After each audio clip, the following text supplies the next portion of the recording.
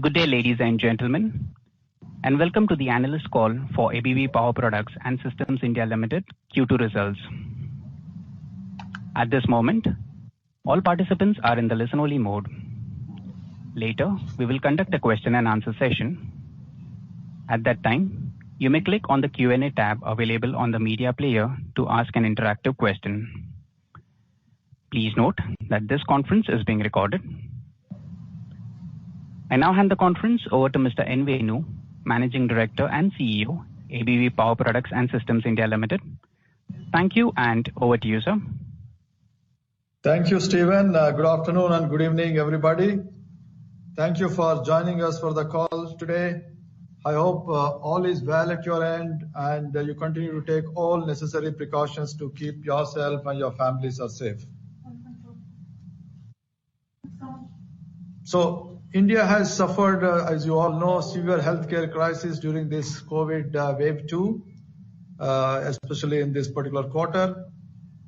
The country is still reporting quite a number of cases, as per the World Health Organization, which has also put a bind on our business growth. But it brings some solace that over the past weeks and past months, so we have seen a decrease in overall cases. In what is the world's largest vaccination program, we also see a very good progress. More than 400 million vaccine doses have been administered already, which brings hope that we are heading in the right direction towards the recovery. For us, that is Hitachi ABB Power Grids, the health and safety of people has remained at the center stage, and we believe that this is the bedrock of our long-term growth vision. So we have already uploaded the presentation in the BSE website, and I would be referring the things, and some of you are seeing this. We are also sharing the presentation. So please, those who are not seeing my PPT, please refer the PPT which just now uploaded in the BSE web portal. Moving to the slide number 3, safety is our license to operate, and which is a non-negotiable virtue in our organization. Offering support to essential services, we could not switch 100% to remote work. So we ensured COVID-19 appropriate behavior across sites possible to limit the spread of infections. Inculcating safety values being fundamental to self-reliance, we continued the trend of safety operating tours and refreshers to ensure a safe working environment within our premises and reported no serious injuries. Safety is also inbuilt in our passion and pursuit of powering good. To that effect, we also continue to receive appreciation for our safety and service standards from leading industry players, customers, indicating we have been on the right track. Our efforts to be known as a climate conscious company continued too in this quarter. We kept on nurturing our environmentally responsible values, the values that percolate down to every employee in our organization. This World Environment Day, we took yet another opportunity to renew employee awareness on climate change and our role as a company as well as individuals in curbing it, be it through trainings on ecosystem restoration or personal carbon footprint assessment and measures to reduce it. I'll be now moving to the next slide, slide number 4. Further, our focus was steady on managing the COVID-19 crisis for our employees, customers, partners, and the community as a whole, and on lending support to the country's relief measures. We were able to achieve more than 90% vaccination rate at our company level and facilitated more than 6,000 mass testing for our employees and partners in our locations. We are still conducting regular vaccination drives for the remainder of our teams and their families, continuing to provide PPEs and making provisions for medical assistance and equipment such as oxygen concentrator to support our workforce across the country, whether it is the factories or the project sites or offices. In the quarter ending June, we continue to work on war footing, mobilizing our resources pan-India to help our people whenever they needed us. We also funded hospitals and NGOs to ramp up their medical infrastructure for higher patient intake. We quickly repurposed and reprioritized our CSR spend here to take on the urgent needed projects. We facilitated makeshift care units through over 100 extra beds, including those for intensive care, and enabled supply of critical medical equipment in and around our facilities and our communities. We extended support to much needed innovations to relieve the economic burden of wasted vaccines and enable vaccine delivery to remote healthcare centers. For the of COVID-19 vaccines in South India, we have partnered with a not-for-profit organization called CCAMP for funding research, development, and deployment of portable refrigerated containers. Moving to the next slide, slide 5. Within our premises, to ensure healthy and safe work environment, we instituted a team of doctors, deployed new workflow protocols to ensure social distancing and reduced physical contact, redesigned some of our workspaces, and added extra shift to space out the work. We conducted regular sensitization training sessions and workshops to keep an open communication channel for our employees and their families.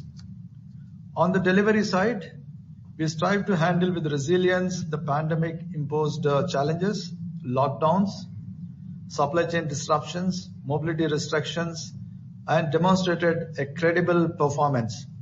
Some of our factories and project sites had to be fully or partially closed during the second wave for weeks in line with the local government guidelines.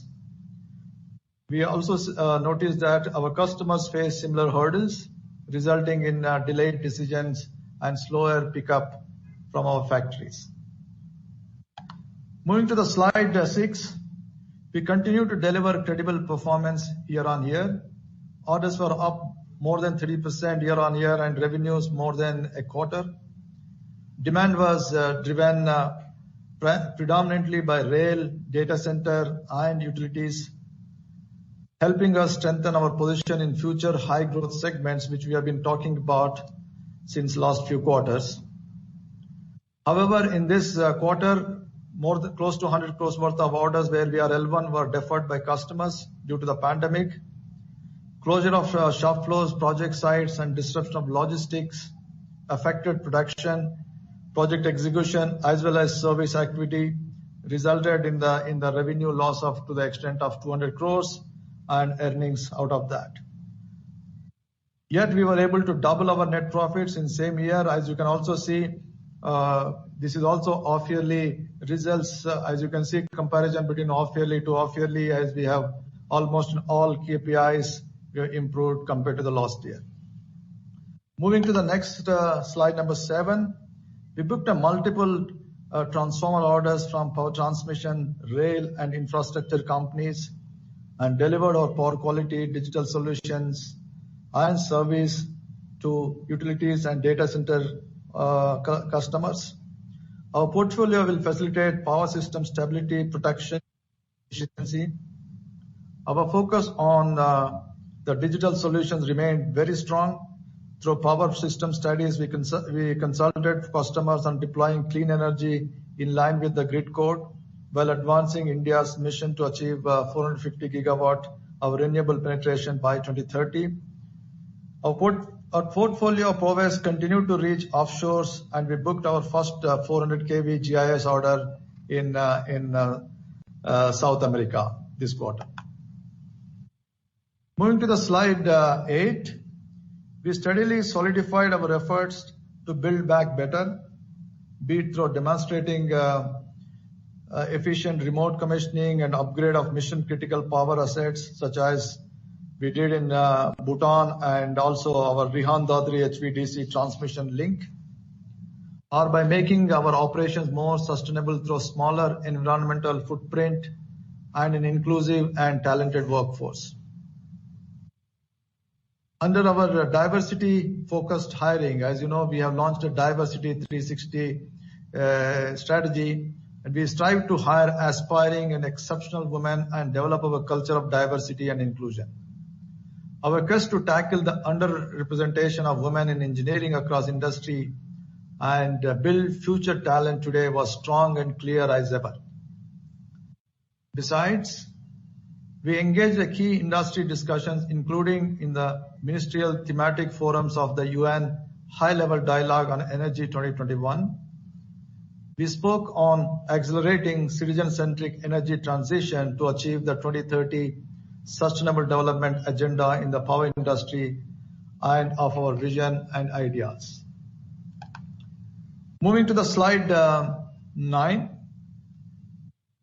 You may be remembering, we announced our carbon neutral targets for 2030 in this quarter, and these targets are based on a 3-dimensional approach to decarbonization encompassing our operations, our products, and our contribution to society and environment. Central to this mission is our UN Sustainable Development Goal, Goal 7 of providing clean and affordable energy to all.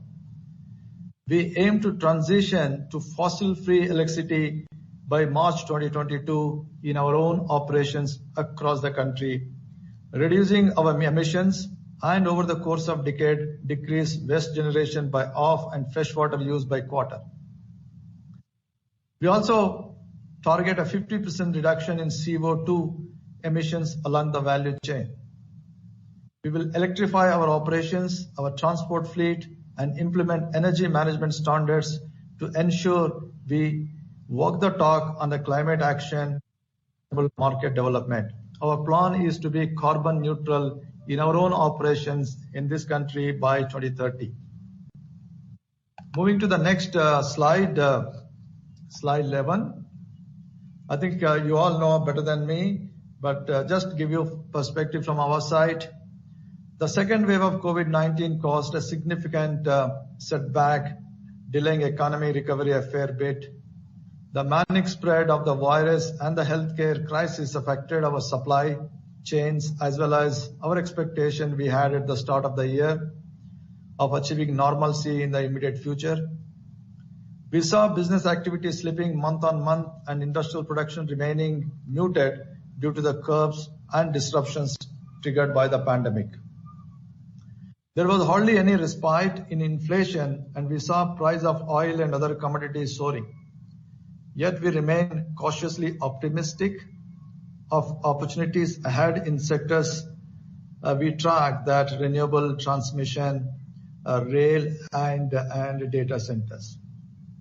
The government, the Reserve Bank of India and even the IMF are optimistic about India reaching double-digit growth in the financial year 2022, even though there is a downward revision in that.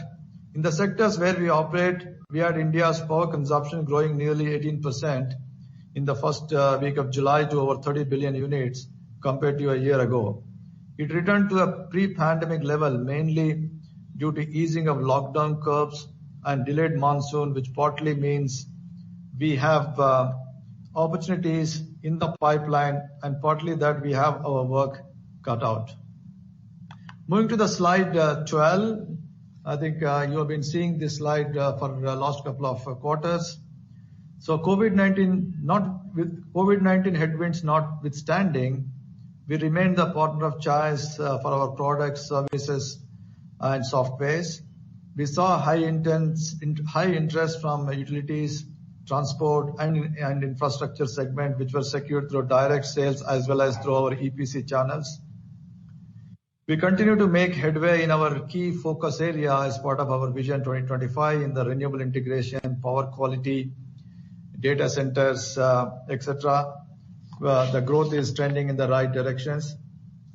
We enabled renewable power utilization for key industry players, increased electrification of industries and transport, quality power for data centers, and played a part in bringing Indian Railways closer to its carbon neutral ambition.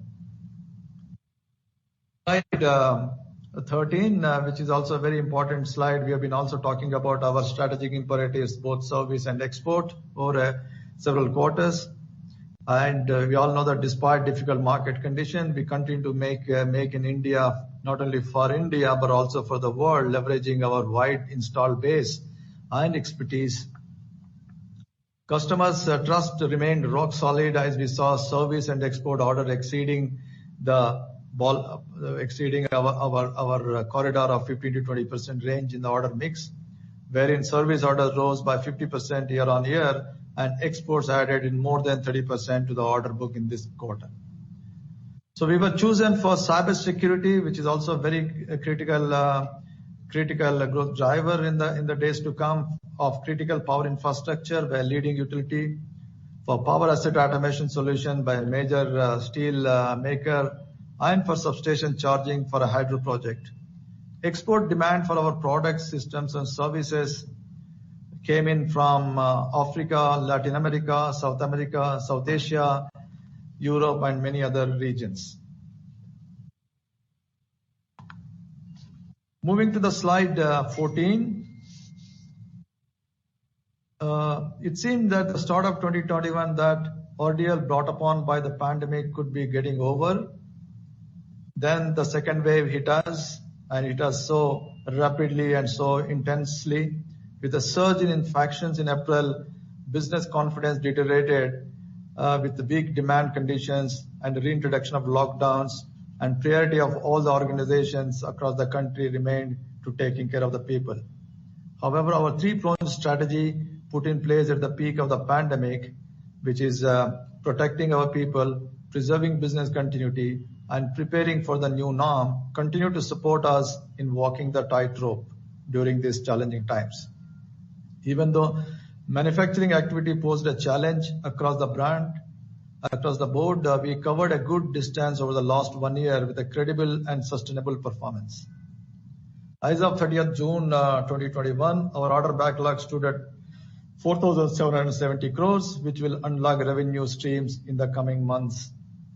Our operational EBITDA stood at 46 crores in the second quarter, with EBITDA margin of 5.8%, and off-year basis, the EBIT margin of 6.7% versus last 6 months, 4.2%. We continue to remain debt-free, and we also maintained AAA stable rating from the rating agency in that. Moving to my last slide. As I often say, we invest in India for the long term, and we have been manufacturing here in more than 6 decades. While we aim to introduce new products to capture a bigger share of the market, our goal is to localize our portfolio to build indigenous capabilities. We will continue to make in India, for India, and for the rest of the world. Our key focus will be protecting our people, and along with them, build our capabilities in high growth segments such as rail, data center, transmission, renewable, HVDC. We will focus on these segments and accelerate growth through services, digital solutions, and exports, leveraging our strong local footprint. We have comprehensive portfolio of future ready and state of the products, software, services, and systems to cater to not only our traditional segments, but also many of the emerging segments. Commitment to lowering the carbon footprint of our operations, product localization, digitalization of the grid will be part of our yardsticks to measure our success going forward. Nothing is complete without our people. Hence, we will relentlessly work toward their safety, their growth, and their upskilling. We will also strive for building diversity as part of our strategy, Diversity 360, in our various functions, businesses, and balance the mix of competencies across the businesses, not only to take care of the ongoing segments, but also on the evolving new segments as we are entering into a big way into energy transition. In this energy transition, we see ourselves playing a leading role through our digital and energy platforms. We aim to be the partner of choice for our customers, for the industry, to advance a sustainable energy future. With that, thank you once again for taking your busy time and also attending to this. I'll now request the operator to open for Q&A. Thank you. Thank you very much. We will now begin the question and answer session. To ask an interactive question, please click on the Q&A tab on the left side of the panel and click on Raise Hand button. The operator will announce your name when it's your turn to ask a question. Please accept the prompt on your screen and unmute your microphone while proceeding with your question. Ladies and gentlemen, we will wait for a moment while the question queue assembles.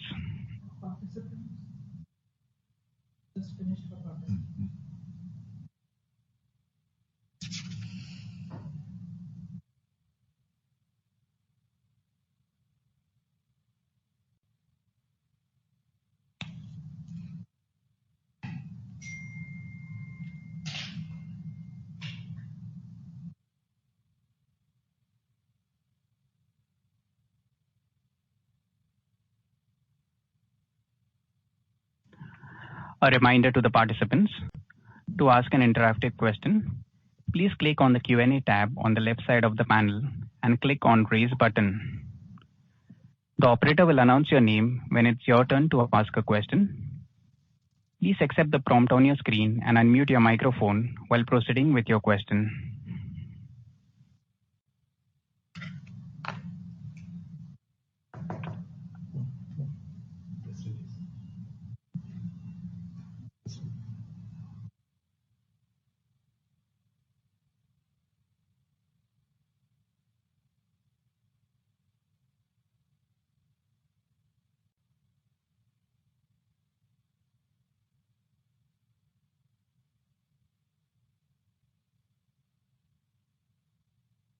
The first question is from the line of Renu Baid from IIFL Securities. Please go ahead.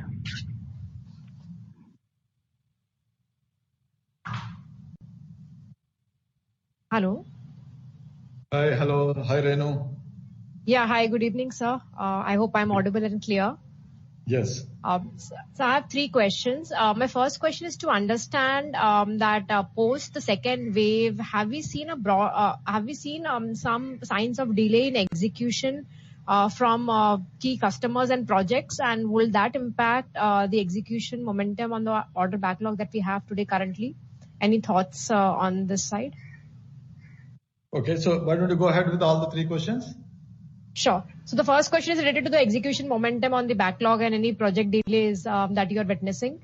The second question is, while you mentioned and commented about strong growth in services and exports on order inflows, can you also share how was the performance in terms of revenues for the first half, and broadly, how are we placed in terms of ramping exposure in these segment from a revenue business perspective? And the last question is, the key focus markets that you've highlighted, data centers, rail and metro, how should one look in terms of the likely growth of these segments in your business portfolio? So probably from a 3 to 4 year perspective, in your view, how large can these business segments be, given that data centers are expecting almost $8-10 billion of capex, rail metro, they would be favorably placed with a lot of funded projects, JICA funded projects and like. So these would be the three questions. Thank you. Okay. Thank you, Renu. Let me just start from answering from your first question. So on the post second wave, we have not seen any major delays. The delay was only during the wave 2 period, that is the last quarter. But now I see more and more customers are trying to catch up, and in fact, we have even seen some of the customers accelerating the execution and that. So by and large, we have not seen any major delays due to the post second wave across the thing in that. So that's the one. And the second question is on the service and revenue. I think while we have been, if you recall, we have been also telling you that our exports right now is in the range of 15 to 20%, which is a higher band of 20% range. And our plan is to take from 15 to 20% to 20 to 25% over a period of time. And then our revenues are also trending in the same brand right now. Same is the case. The service is at 10 to 12%, but our plan is to take to 10 to 15%. and we also seeing the same direction on the revenues part on that. And to answer your third question, I think likely growth of our high growth segments, especially on rail, data center, and renewable, and also HVDC. I think we do see that these are quite a big growth elements in the new energy transition, and they're going to take up a very bigger pie of our future order backlog. We're not in a position to comment exactly the thing, but it will definitely going to be major contributor for our orders in the 2 to 3 or 3 to 4 years period what you're talking about it. So can it be more than a third broadly in terms of mix, as in 30 to 40% given the size and scale of these segments? Yeah, 30% is definitely a minimum. We are looking at in excess of 30%. Sure. And if I can add one more question, would it be possible for you to share the outlook on the HVDC orders in pipeline? How are they placed and the broad timelines in terms of the likely award that we see? Yeah. So we are seeing 3 or 4 HVDC projects as we speak, and one of them we are hoping that it will get finalized by end of this financial year, and there are 2 more large HVDC projects where our PGCIL and the customers are looking at it, and they're definitely give a long-term view. We see at least 1 major project per year, because we see quite a lot of pipeline, and our view is that 1 major project per year is what we can factor in award basis. Thank you so much and all the best, sir. I'll get back with more questions. Yeah. Thank you. The next question is from the line of Yogesh Singhvi from Sky Investment. Please go ahead.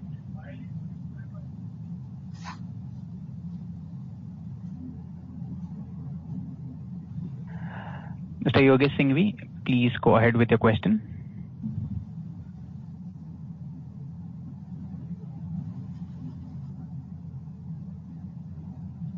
Mr. Singhvi, request you to unmute your microphone and proceed with your question, please.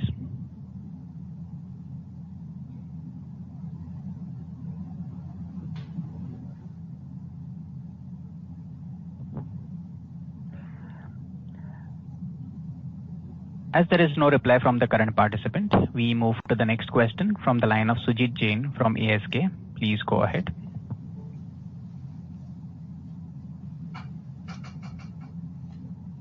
I hope I'm audible. Yes, sir, you are. Yes. Thank you. Sir, a quick question on if you can, the global tie-up that we've done in Sweden with PowerCell, that is for fuel-based stationary power solutions, and I'm sure that has potential of even disrupting the standby backup power which is provided by DG set.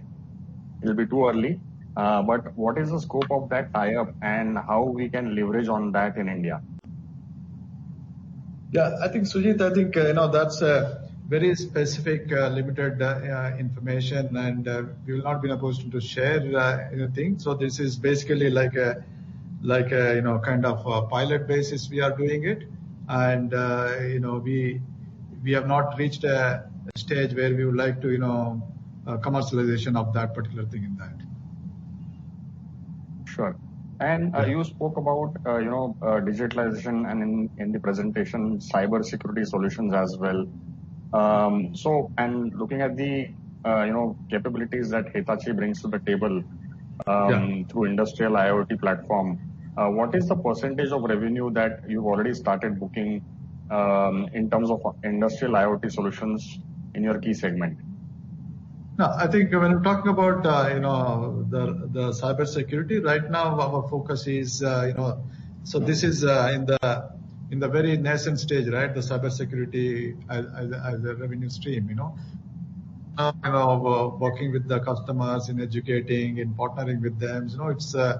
It's together we got to learn, both our customers as well as ourselves in the long run in that. So right now our focus is on doing the system studies of that. Where are the loopholes? Where are the plugs? And then we will giving a more of a consultancy standpoint, and then we start deploying the solutions of that. So what you're talking about IoT is not only for the cybersecurity, but we have now partnered with our parent organization Hitachi, where Hitachi has very strong Lumada IoT platforms. So together with Lumada, we are offering our asset performance APMs and enterprise software solutions to our customers on IoT platform of Lumada of Hitachi. And we see that quite a big interest from many of the customers, started from industrial customers and also quite a lot of renewable customers. So we can start taking a lot of things on a remote monitoring, remote measurements, etc. of many of these assets. Any number that you can give what it has reached as a percentage of sales to begin with? No, it is right now. It is too low. We are not in a position to give any percentage. We are making pilots, and we are doing some customers at various segment levels. So, but we see that in the near future it's quite a big pickup of this particular complete digitalization, including IoTs of the whole energy networks. Sure. And one last question in exports, can you practically offer your solutions across geographies and markets, or there are some restrictions in terms of which global entities? So in terms of, for example, this entity in India, which markets it can service and which markets it cannot service, etc.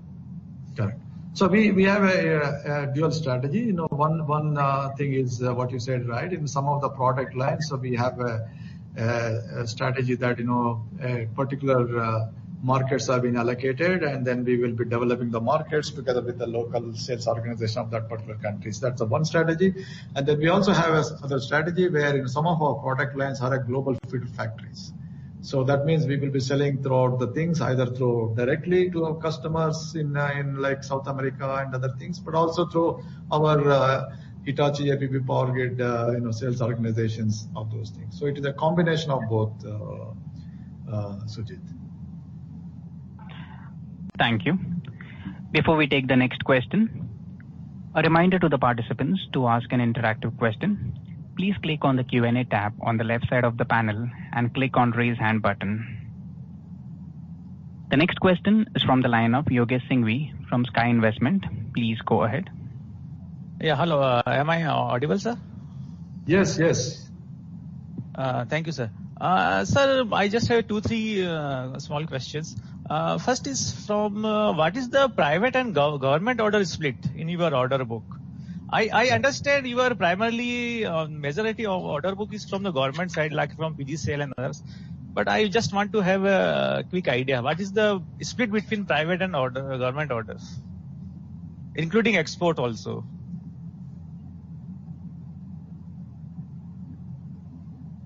Private means from private players, like private industries, like from data centers or from. Yeah, thank you. I think. Thank you, Yogesh. Actually, if you really look at, as you rightly said, the government and private, if you really take the split, we have a bulk of our order backlog falls under private. So around 60% is private, and rest of the things is part of the government in that. So most of the things like a data center, like industries, which we have been announcing major wins of the last quarters. So that's where our private means industries, and private we call as a one, and the government is pure government like PGCIL, like state utilities, and the railways. That forms part of the government.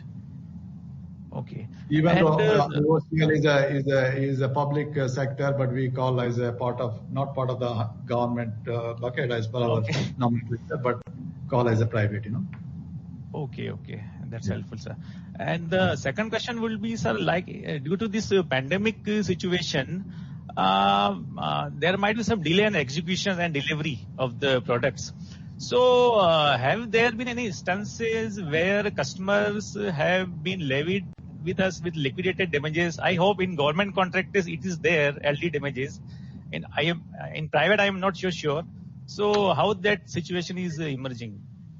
No, I actually answered. In fact, we had a major delay last year, and as huge disruptions, and due to that, some of the projects got delayed. But then the government and also many utilities have extended suitably for whatever the delay, and we did not face any major delay liquidated damages on those contracts. And I was just answering to your colleague just now that we don't foresee any major disruptions due to this wave 2. Be some disruptions, but there are a good catch-up plans until unless we hope there is not going to be any major potential wave 3, and if that is not there, we hope that it will stabilize and then we come back to the normal if not in the next quarter, but next couple of quarters. Okay, and if you permit, I can squeeze in another question, sir. Sure, go ahead. Yeah. It is about, sir, our overlap with the ABB India. Because I see in their presentation also they talk about data centers, railway electrification and metros as a growth areas over in future. So is there any overlap between their product and our products, or they play in some like LV, or we are in MV or higher voltage segment, or we both go as a go-to-market strategy we adopt in the marketplace? Yeah, thank you. I think very good question. I think first of all, there is absolutely no overlap between Hitachi ABB Power Grids and ABB. Okay, so there is no overlap at all. And when it comes to the data centers, as you know, we have the competency to build the data centers right from the grid integration, and then also the studies and also the automation, etc. in that. So that's where we will be focusing, and in some cases we will also go together with ABB wherever it is required. But we are very clearly saying that our competency on the data center is the high voltage substations, whether it is air, gas insulated substation, engineering package, grid connections studies, digital substation, drive type transformer, and the electrification is that the power distribution, backup power, data center automation, battery storage, power quality and consulting, cyber security. These are all part of our portfolio, and we have a fully, there is no overlap there. Thank you. The next question is from the line of Hitesh Kumar from AXA Capital Advisors. Please go ahead. Yeah, thanks for the opportunity. Am I audible? Yes, Hitesh. Right. Hey, I just wanted to understand what is the addressable market opportunity for the data center for the products that we have, in the sense for every 1 MBA of investment, how much is the addressable market for us?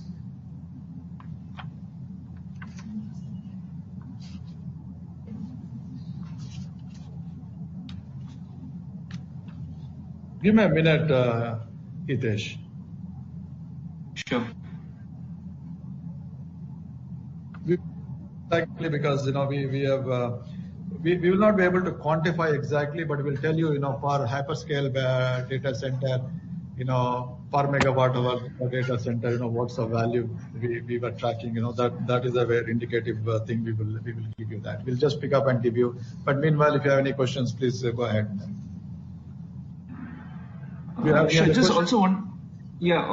Also wanted to understand what's the competitive landscape in this space, in the data centers project that we cater to?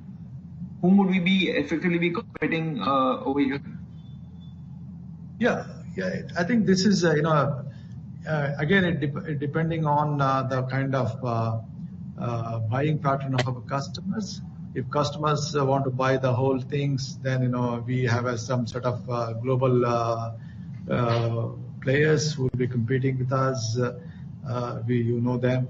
And depending upon, suppose customer wants only, let's say, a grid connection for the data center, then the set of competitors for that particular thing is different. But when it comes to us, I just now was telling you that we have a wide portfolio for the data center, and we have the huge capabilities to build the data centers. And that's how, we can offer either whatever the customers are choosing for only limited way. Suppose some customers buy only the dry type transformer class. Some customers buy only the grid connection. Some customers will buy the entire thing, including the studies, stabilization studies, grid connection, automation, and electrification of those kind of things. Mm-hmm. Sure. Yeah. Sure. Thanks.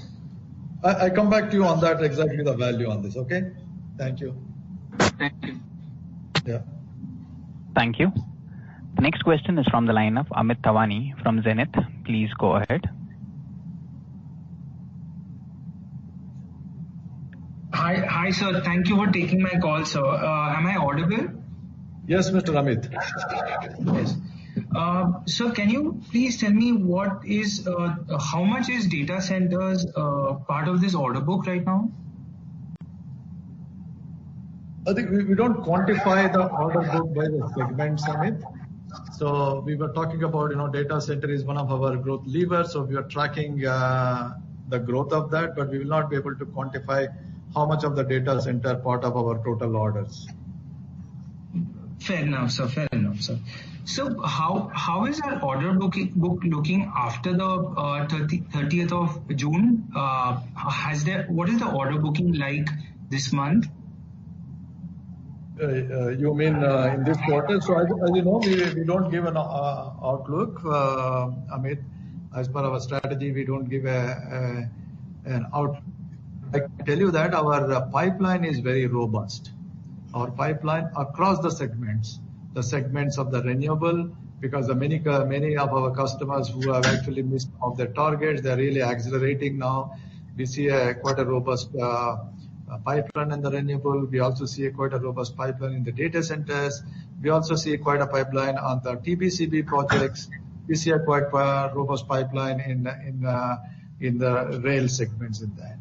So the key, coming back to the key fundamental thing is that there could be a potential delay in decisions due to this, how the COVID will pan out. So that's only the thing. Otherwise, there's quite a robust pipeline at this point in time. Correct. So basically, if it doesn't come in this quarter, then probably come into the next quarter, just in case there is any delay in the decision making. Absolutely, I mean, absolutely. Just couple of one is, we have a lot of MNCs in India who are kind of. So India has a great talent pool as far as software engineers go. So you have MNCs like Honeywell and WAPCO. They kind of hire talent in India to cater to the software needs of the parent as well as the software needs of the local software needs. Are there any plans to tap into the talent pool that we have in India to kind of on the software side? Yeah, I think Amit, this is a very good question. But we have not only plans, we already had this implemented plans long back, and that will not be that particular thing is a separate entity. It's not part of the listed entity. So we have a separate legal entity, which is 100% owned by our parents. So that's where we house this thing. We have at this point in time more than 2,500 engineers, principal scientists working across for our global companies. And we have the center in Chennai, and we have the center in Bangalore. Understood, sir. So my final question is on the EV charging infrastructure. Can you tell us if there are any plans to how we intend to participate in the EV charging infrastructure? Yeah, EV charging, as you know, EV charging is one of our growth segments. So here what we do is we do both front end and back end. When you say front end, back end, we are talking about very high high flash charging technology in that, which involves, they play a very important role in connecting the generating sources, especially new generating sources, and also connecting them to the EV load center. So our portfolio is geared towards not only the public and commercial transport, but also a large scale four-wheelers in there. So again, I'm talking about the both front end and back end, we will do that. So we have the portfolio of what we call as a grid emotion flash charging technology, which is the world's fastest flash charging technology, and where we have now doing this pilot in Chennai together with Ashok Leyland. We're going to inaugurate in the next couple of months, and our buses, the Ashok Leyland buses, will be running using our technology in IIT Madras. And same is the case. We have this grid emotion fleet, which is a large scale EV charging, where the grid integration project is a depot and terminals involving conventional and prefabricated substations, including transformers, switchgear, rectifier, chargers, pantograph, auxiliaries, smart digital, and service solutions. So this is all part of our whole encompassing the entire portfolio for the electrical vehicle charging. It's not only one charger. We'll definitely make the charger, but behind the charger also there's a lot of other things where we are talking about flash charging technology. So much of impact of the so much of the voltage and currents are required, and you need those kind of things. So we are fully gearing up, and we are working actively with all the stakeholders in many of the states. We are looking for opportunities in these places. Thank you. The next question is from the line of Amit Mahawar from Edelweiss. Please go ahead.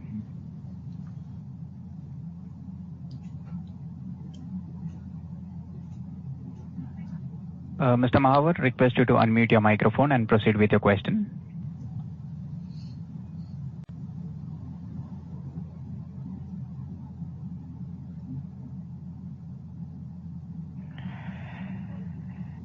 As there is no reply from the current participant, we move to the next question from the line of Jonas Bhutta from Phillip Capital. Please go ahead.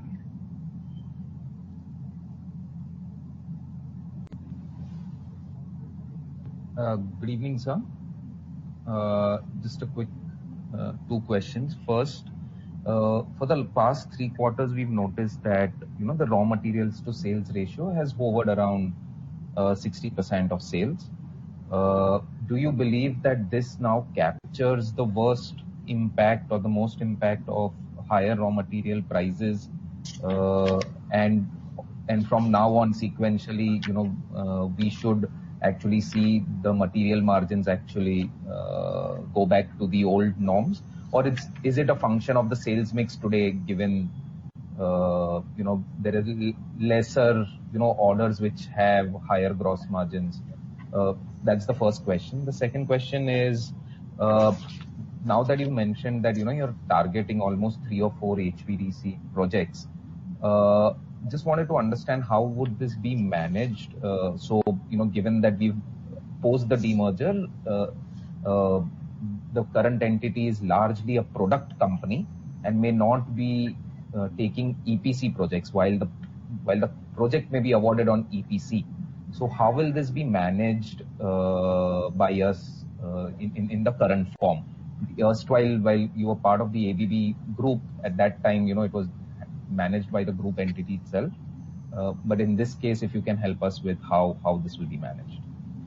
Okay, so let me answer your second question, and meanwhile I'll ask Ajay to look for your first question. So Jonas, what I've told you is that when it comes to the HVDC, we see one project per year, next couple of years, 3 to 4. That's what we are seeing, the visibility of the projects in the pipeline. That's what I said. And the second is, when we are talking about, we are not only the product company. Maybe let me clarify that. So our purpose is to serve the sectors with our portfolio, right from products, systems, services, software. So that's why if you have seen my presentation on the slide, We also have a products, we have also projects, we also have services in that. We continue to serve across the thing in that. And previously, even though when we were part of the previous ownership, the HVDC competencies always remained with the power grids. Entire execution capabilities, including the execution of a turnkey execution. For example, the one which we have just completing, almost in the verge of completing the Raigarh-Pugalur HVDC project, entire HVDC EPC done by the team, which is part and parcel of Hitachi ABB Power Grids right now in India. So what we are saying is that our strategy is to go to the projects where we have a bigger of our products, our competency, and leveraging our engineering capabilities in that. So that's where we said we'll do. Suppose if a particular substation, which has a 50% of civil, so that is where we do not want to do that. We will provide our substation engineering capabilities to them. So that's why we have created another company or group company, which is a Links, and they will do that kind of thing. But HVDC and STATCOMs, FACTS, SVC, whether they are turnkey, full turnkey, or whatever the model, it will be done by the Hitachi ABB Power Grids in India. Understood. So even the civil part will be managed in-house? Absolutely. Right now, the Raigarh-Pugalur done by us, Eniagra done by us. So same is the case. Understood. Okay. Understood. So, Ajay, can you answer the question? Yes. Thank you for the question. So coming back to sales to raw material ratio. So currently it's hovering around, let's say, 60%. So basically it is a mix of the function that we talked about, a sales mix. So it will be roughly hovering around this line ±2, but definitely because we cannot compare with the last few quarters, because obviously these quarters we know that it has got impacted because of pandemic. So in real sense, it will be a mix of both, where we'll see the mix of between sales mix, that is one factor, and we intend to see that it will more or less will be hovering around this line only. Yeah. So on the one, thank you, Ajay. And one question on the data centers where looking for a data point. Just wanted to clarify to the person who has asked for it. Generally, our data center capex, again, if you take out the civil and those kind of things in the capex, it is in the range of 15 to 20% is our scope. So again, it's a full scope or partly scope. That's where comes into picture. And then roughly we have seen again hyperscale data centers. The capex per megawatt is in the range of anywhere between 35 to 45 crores, depending upon the specifications, etc., and those kind of things in that. Thank you. Thank you. Ladies and gentlemen, due to time constraint, that was the last question. I would now like to hand the conference back to Mr. N. Venu for his closing comments. Over to you, sir. So thank you once again, ladies and gentlemen, taking time from your busy schedule and attending to the investors call. Appreciate very much. Please, if you have any more questions, so reach out to us. We are happy to provide and engage for any kind of clarification you may have it. And with this, I want to really request you, please take care of yourself and stay safe and stay strong. Thank you. Thank you, sir. Ladies and gentlemen, on behalf of ABB Power Products and Systems India Limited, that concludes today's session. Thank you for your participation. You may now disconnect your lines.